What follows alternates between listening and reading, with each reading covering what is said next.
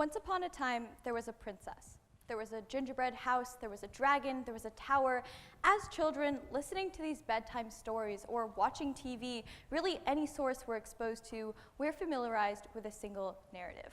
Superman successfully saving the day, the Beast turning into a handsome human and marrying Belle, or Charlie taking over Wonka's factory. That narrative is one of a happy ending. Happy endings tend to quite formulaically include the protagonists emerging from their main conflict to a perfect world, having won over their love interest, vanquished their enemies, and without any further drawbacks. But tripping and barely scraping your knee, being cut in line, or not being able to eat a snack at a given time, these are all menial and random things that can set kids into full-blown tantrums. So how can they possibly handle a world in which Snow White never wakes up, or in which Max is never allowed to leave the land where the wild things are? This concern is primarily one that stems from looking out for children, not wanting them to be unnecessarily distressed. However, I would contest that this is an approach that is appropriate to fostering kids' growth and an ability to grow their character in the first place. To approach this conclusion, however, I want to break down a few main components of happy endings, starting with the way in which happy endings develop an influence on children. Many scholars, including neuropsychologists, sociocultural psychologists, and experts in literature for children, have studied the impact of stories and the patterns within them on children. Research by Karen Woolwend, for example, found that Disney stories had correlations heavily with the ability for young kids to adopt the roles of damsels in distress in their play. That's to say, when a young girl saw that the protagonist in their story was a princess being saved by someone else, in their play, after having read these stories, they were likely to do the same thing, to wait for some prince to come along to save them in their imaginary conflicts. Research by Vivian Vasquez, on the other hand, found that there was a relationship between children's stories and how they behaved as well. She specifically looked at the story of Hannah, a 4-year-old girl who'd experienced bullying and ostracization from her peers. When Hannah read the story of Rudolph the reindeer, she found herself drawn to an emotional connection, because he had also been ostracized, also had been ignored, bullied by his peers. She began to draw pictures, consolidating her experience with Rudolph's. And here, Vasquez's experience and Vasquez's study shows that Hannah was able to draw these empathetic connections back and forth between these stories. These two experts' work demonstrate the way in which children adopt and apply narratives from stories to their lives. Woolwend demonstrated that children are able to look at stories and apply those narratives into their lives, whereas Vasquez demonstrated this working in both directions, from your lives to stories, as well as stories to your lives. Thus, it's reasonable to understand that the narratives that children pick up on include happy endings within these stories, and that these are also things they apply to their lives as well.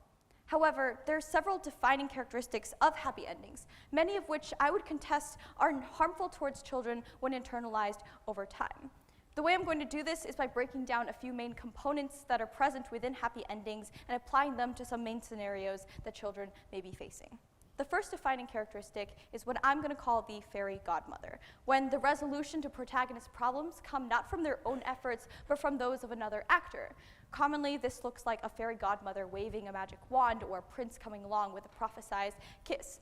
However, much like Hannah from the Vasquez study, many children face issues such as bullying, insecurity, or even on the worst end, domestic abuse or violence. When children are subjected to these issues, but they also see these narratives, they're encouraged to hold out hope that someone is going to come along and solve these issues for them. That even though they're being bullied, even though they're insecure, even though they may be facing abuse, someone else is inevitably going to come in and solve these issues for them, even if they are complacent towards them. In reality, this isn't the case. Children need to be taught to take initiative of their own solutions, such as by standing up to or reporting their bullies. The second defining characteristic is plot armor, or the influence of sheer fortune. One of the many examples of this that everyone may be acquainted with is when Harry Potter, as a baby, is saved from Voldemort's wrath just because his mother loves him, or when, in the movie Trolls, the unbelievably lucky ending of Chef being knocked into a serving cart and rolling away. In the most critical moments of these series, of these stories, leading up to these happy endings, antagonists are presented as weaker than the protagonists, just to allow them to access this happy ending. In reality, though, this isn't the way it works. People aren't inherently good or bad. They aren't necessarily going to be dressed in dark clothing, aren't necessarily going to be alien or malformed in appearance in some way, like Ronan the Accuser here. They aren't necessarily going to be well known to be evil, like Voldemort or evil queens. When young children find themselves in dangerous situations, for example, trafficking, child molestation, kidnapping, all of these things that parents aren't always able to keep at bay, they're likely to hold out hope that they're going to be the protagonist, they're going to emerge unscathed, and that these people might not even be that bad because they don't look the way they expect them to. When kids have a certain perception of what is evil, they're more likely to fall victim to these dangerous situations. They're more likely to be able to not identify who is the bad guy within their stories and whether or not they're going to make it out of these situations unscathed, even though they may be the protagonists. The next defining characteristic is what I'm going to call the happily ever after. In popular culture aimed at kids, these protagonists rarely face any consequences taken for the actions taken towards their happy endings. For instance, Elsa is not questioned in her position of authority at all, despite endangering her entire kingdom. Superheroes often inflict a lot of property damage without having to compensate, and in Despicable Me, in trying to please himself, Gru literally steals the moon and faces zero repercussions.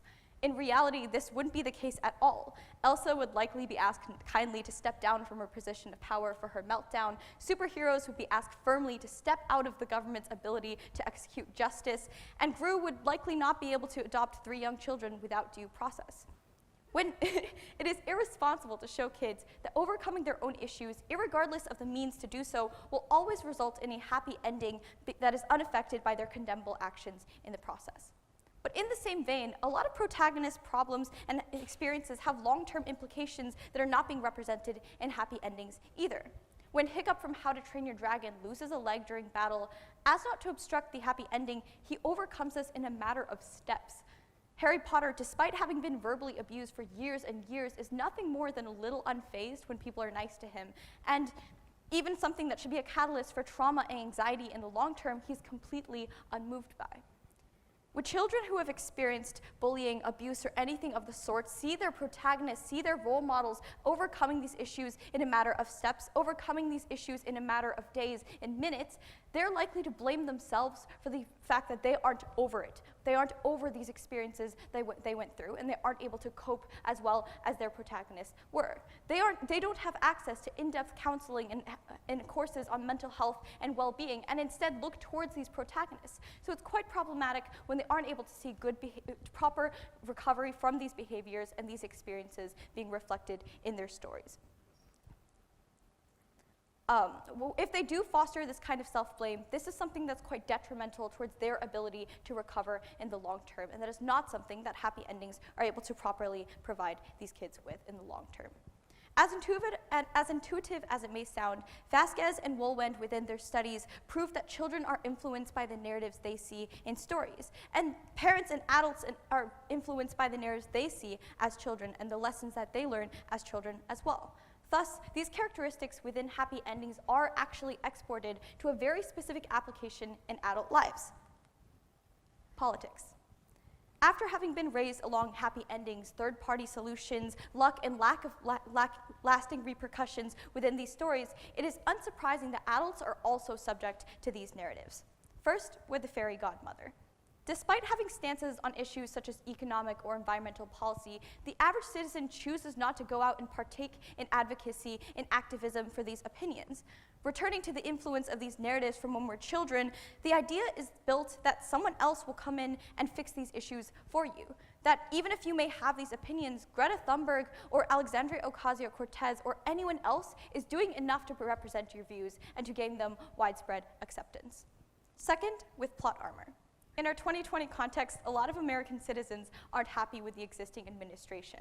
However, returning to plot armor, there's an expectation that these are real-life villains, that they're the ones who are going to be able to be toppled very easily, that their policies, even if they may have been passed, are likely to be toppled easily as well, because they're the bad guys and we're the good guys, and therefore our ideas, our experiences, we are going to win.